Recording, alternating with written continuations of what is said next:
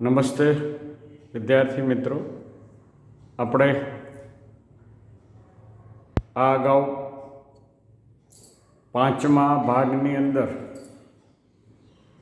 સ્નાયુ સંકોચનની ક્રિયાવિધિ વિશેની વાત ભણી ચૂક્યા. શાના વિશે? સ્નાયુ સંકોચનની ક્રિયાવિધિ વિશે આપણે ભણી ચૂક્યા છીએ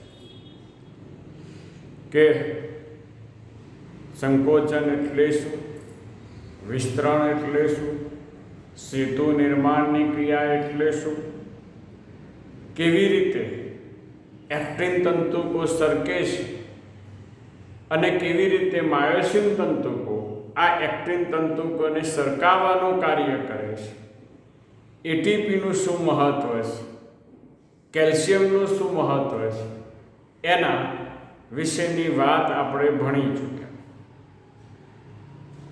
અને આ વાત પૂરી કરતો સ્નાયુને લગતી વાત પૂરી થઈ. હવે આપણે નવા એક પ્રશ્નની વાત કરીએ છીએ. મનુષ્યના કંકાલ તંત્રની રૂપરેખા. મનુષ્યના કંકાલ તંત્રની રૂપરેખા. આપણે આમ તો કંકાલ તંત્ર એટલે શું એની વાત કરીએ તો કે કાસ્થી અને અસ્થિની બનેલી રચના કે જે આકાર, આધાર અને રક્ષણ આપવાનું કાર્ય કરે છે એને આપણે કંકાલ તંત્ર કહીએ છીએ. આપણે ચોથા પાઠ વિશેની વાત કરી ત્યારે કંકાલ તંત્ર ના બે પ્રકાર વિશેની વાત પણ ભણી ચૂક્યા હતા. અંતઃકંકાલ એટલે શું, બહિર્કંકાલ એટલે શું. અંતઃકંકાલ અને બહિર્કંકાલ વચ્ચેનો ભેદ પણ આપણે ભણી ચૂક્યા હતા. બહિર્કંકાલ એ અમેરુદંડી અને મેરુદંડી બધે પ્રાણીઓની વિશેષતા, જ્યારે અંતઃકંકાલ માત્ર મેરુદંડી પ્રાણીઓની વિશેષતા છે. અહીંયા મેરુદંડી પ્રાણીઓમાં બહિર્કંકાલ રૂપે વાળ, નખ, નોર, શિંગડા, ભીંગડા, ખરી, ડાબલા વગેરે જોવા મળે છે. અમેરુદંડી પ્રાણીઓની અંદર જે બહિર્કંકાલ છે એ અને મેરુદંડી પ્રાણીઓમાં જે બહિર્કંકાલ છે બંનેમાં વિવિધતા જોવા મળે, જેના વિશેની વાત આપણે આ અગાઉ કરી ગયા છીએ એટલે આપણે અહીંયા વાત કરતા નથી. પણ અંતઃકંકાલ એ હંમેશા કાસ્થી અને અસ્થિનું બનેલું હોય છે. અંતઃકંકાલ એ શાનું? તો કે કાસ્થી અને અસ્થિનું બનેલું હોય છે. મનુષ્યના કંકાલ તંત્રમાં ગર્ભીય અવસ્થા દરમિયાન 213 હાડકાં જોવા મળે છે, પરંતુ પુખ્ત અવસ્થાએ 206 હાડકાં જોવા મળે. કેટલા? 206 હાડકાં જોવા મળે છે. એટલે કે 7 હાડકાં જોડાઈ જાય અને 2 હાડકાં નિર્માણ કરવાનું કાર્ય કરે છે. આમ આપણે આ મનુષ્યના અંતઃકંકાલ વિશેની વાત કરીએ છીએ. પ્રાણી શરીરના કઠણ, આધાર આપનાર, રક્ષણાત્મક તત્વ કંકાલની રચના અથવા કંકાલ તંત્રની રચના કરે છે. આ કંકાલ તંત્રના અભ્યાસને આપણે અસ્થિ વિજ્ઞાન એટલે કે ઓસ્ટિયોલોજી તરીકે ઓળખીએ છીએ. ઓસ્ટિયોન એટલે અસ્થિ અને લોગસ એટલે નિરૂપણ કરવું. મોટાભાગના પ્રાણીઓમાં કોઈ પ્રકારનું કંકાલ હોય છે. સછિદ્ર સમુદાયના પ્રાણીઓમાં આપણે જાણીએ છીએ કે સિલિકા, સિલિકોન અને દ્રડાઓનું બનેલ બહિર્કંકાલ જોવા મળે છે.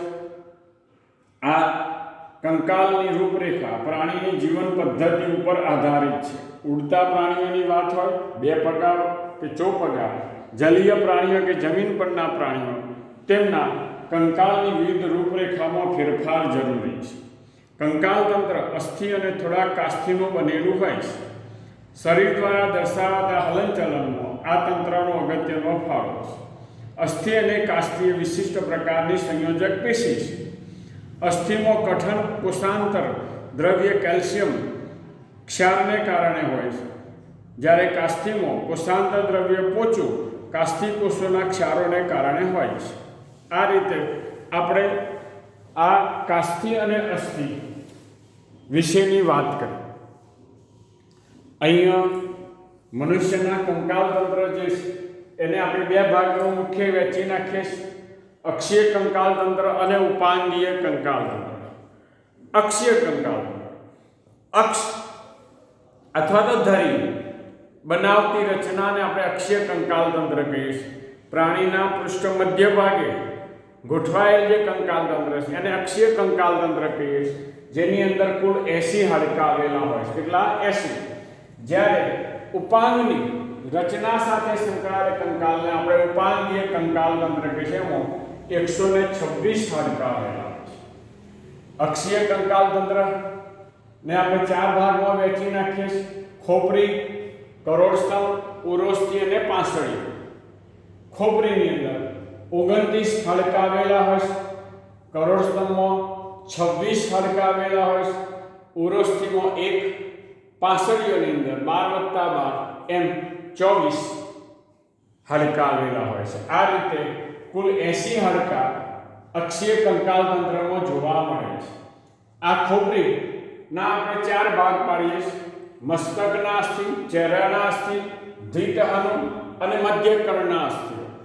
મસ્તકના કેટલા છે કે મસ્તક એટલે કાસ્થી અને અસ્થિની બનેલી પેટી જેવી રચના, જેને આપણે મસ્તકના અસ્થિ કહીએ છીએ. આ મસ્તકની રચનામાં 8 અસ્થિઓ આવેલા, જેમાં એક અગ્ર કપાલી, એક અગ્ર કપાલી, 2 મધ્ય કપાલી, 2 શંખક, એક પશ્વ કપાલી, એક સ્ફિનોઇડ અને એક એથમોઇડ. આ રીતે કેટલા? 8 મસ્તકના અસ્થિઓ છે. આ જ રીતે ચહેરાની રચનામાં 14 અસ્થિ આવેલા છે, જે ખોપરીના આગળના ભાગનું નિર્માણ કરે. શું કરે? ખોપરીના આગળના ભાગનું નિર્માણ કરે છે. જેમાં નાસાસ્થિ 2, હનુ તાલુકીય 2, તાલુકી 2, જાયગોમેટિક 2, લેક્વિરલ 2, અંતસ્થ નાસાસ્થિ કોંચી 2, હલાસ્થિ 1 અને અધોહનુ 1. આમ હલાસ્થિ અને અધોહનુ 1 આવેલ હોય છે. તાલુકી, અંતસ્થ નાસાને કોંચી અને હલાસ્થિ બહારની સપાટીએ જોઈ શકાતા નથી. આ રીતે ચહેરાના 14 અસ્થિઓ છે. દ્વિતહનુમાં એક જ.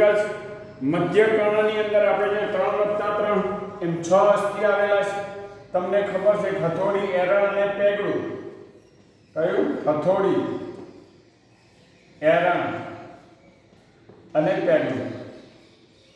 આવા 3 એકમાં બે કાનની અંદર આવા 6 અસ્થિઓ સામા આવેલા મધ્યકર્ણમાં આવેલા. બહિર્કર્ણની અંદર કોઈ અસ્થિ આવેલું હોતું નથી, અંતઃકર્ણમાં કોઈ અસ્થિ આવેલું હોતું નથી. એટલે મધ્યકર્ણની અંદર આપણે જોઈએ છીએ કે 6. આ રીતે આ આપણે ખોપરીના અસ્થિઓની વાત કરી. હવે જે કરોડસ્તંભના રચનાત્મક અને ક્રિયાત્મક એકમને આપણે કશેરુકા કહીએ છીએ. કરોડસ્તંભમાં કુલ 26 કશેરુકાઓ પૃષ્ઠ બાજુએ ગોઠવાયેલ હોય છે. પ્રથમ કશેરુકાને શિરોદર એટલે કે એટલાસ. પ્રથમ કશેરુકાને શું કે? શિરોદર, એટલાસ તરીકે ઓળખીએ છીએ. બીજી કશેરુકાને અક્ષ કશેરુકા તરીકે ઓળખવામાં આવે છે, કારણ કે ધરી આપવાનું કાર્ય કરે. ખોપરીના ભાગથી શરૂ થતા કરોડસ્તંભનું આપણે જુદી જુદી કશેરુકામાં ભિન્નન થયેલું હોય. એમાં ગ્રીવા કશેરુકા 7, ઉરસીય કશેરુકા 12, કટી કશેરુકા 5, ત્રિક કશેરુકા 1 અને પુચ્છાસ્થિ 1. આમ 26 કશેરુકા આવેલી હોય. કરોડસ્તંભનું સૂત્ર છે C7T12 L5S1C1. દરેક કશેરુકા મધ્યસ્થ પોલા ભાગ ચેતાનાલી હોય, તેમાંથી કરોડરજ્જુ પસાર થાય છે. મનુષ્ય સહિત લગભગ તમામ સસ્તનમાં ગ્રીવા કશેરુકા 7 હોય છે. કેટલી?